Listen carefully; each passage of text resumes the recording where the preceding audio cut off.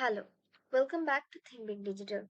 Today we are going to learn how to delete columns in Clickup. With your Clickup app or to the website.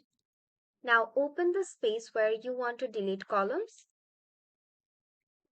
Now navigate to the view that contains the columns you want to delete.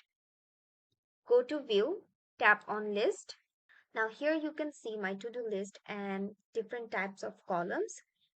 Click on the three dots that appear on the right side of the column header. Then go to Delete and you have successfully deleted the columns. Now you can also go to trash to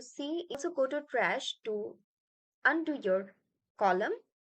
Note that deleting a column will permanently remove any data stored in that column.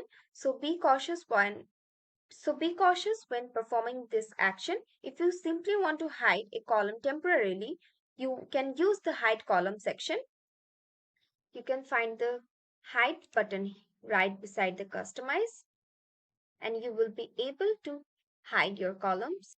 If you simply want to hide a column temporarily, you can use the hide column option instead of deleting it. That's it for today. Follow these steps to delete your workspace columns. We will see you in the next tutorial.